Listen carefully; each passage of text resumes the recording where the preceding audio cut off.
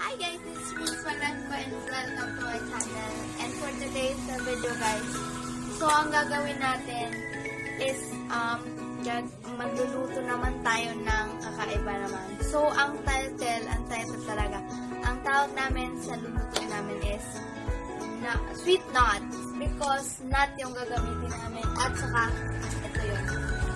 So it's good guys. So ang makikita nyo guys ito kung paano namin gawin.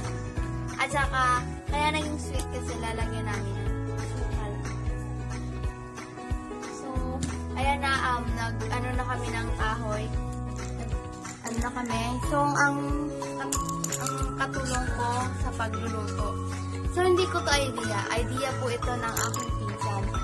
So at saka po ilalagay na po namin yung guys, nilagay na namin yung nut.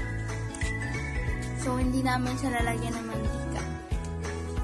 So, wait lang tayo ng so, kung nakikita nyo guys is red. Red na red talaga.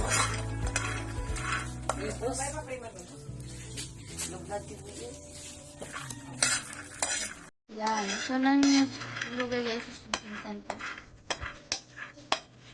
Nakahal po kami nagluto kasi para po madali. Yan.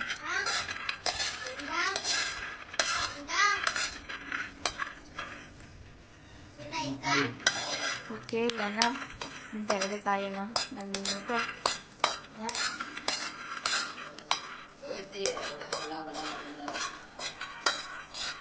Ba't na nalagay na sa mga asukar?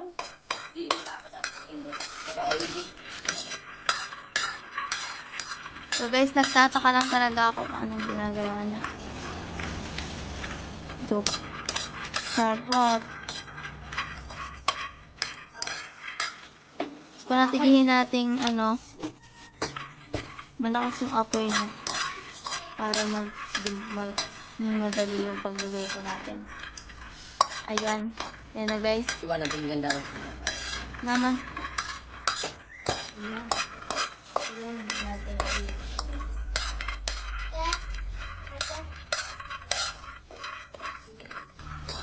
So, sayang. Guys, Kita ng bala. Mano, dapat kinsan nag-aarawin ko. Tapos na saan lagyan. Ayan. guys, kung may money kayo guys sa bahay nyo, so gawin nyo na din. So, madali talaga siya guys. Asukal at saka mani lang. Guys, and if you see this video guys, please like and share and please subscribe to my channel. Yes guys, so magkita-kita po tayo sa susunod kong video.